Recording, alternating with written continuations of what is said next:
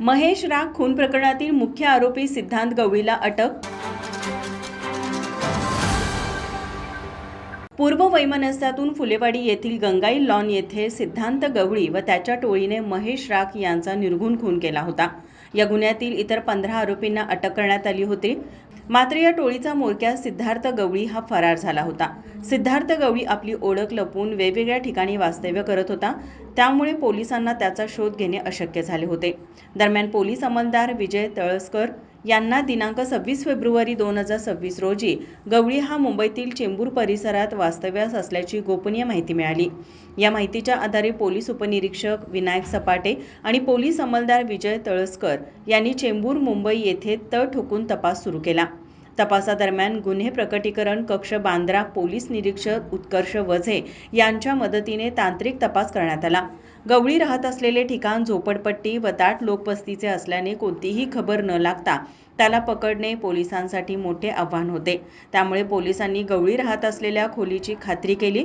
त्यानंतर नियोजनबद्ध छापा टाकत दिनांक 10 मार्च 2026 रोजी सिद्धांत गवळी याला ताब्यात घेण्यात आले. त्यानंतर त्याला करवीर पोलीस ठाण्यात आणून संबंधित खून प्रकरणात अटक करण्यात आली. गवळी याला न्यायालयात हजर केले असता न्यायालयाने त्याला दिनांक 19 मार्च 2026 पर्यंत पोलीस कोठडी सुनावली असून पुढील प्रकरणाचा तपास सुरू असल्याची माहिती पोलिसांनी दिली. या कारवाईत पोलीस निरीक्षक किशोर शिंदे, पोलीस उपनिरीक्षक विनायक सपाटे, पोलीस अंमलदार विजय तळसकर, रणजित पाटील, राहुल देसाई, सोमराज पाटील, योगेश लोकरे, श्रीधर जाधव, अविनाश कांबळे, सचिन बडकळे यांनी सहभाग घेतला. तसेच सायबर पोलीस ठाणे चेंबूर व स्थानिक पुणे शाखा चेंबूर बांद्रा यांचे विशेष सहकार्य लाभले. माझा महाराष्ट्र न्यूज कोल्हापूर.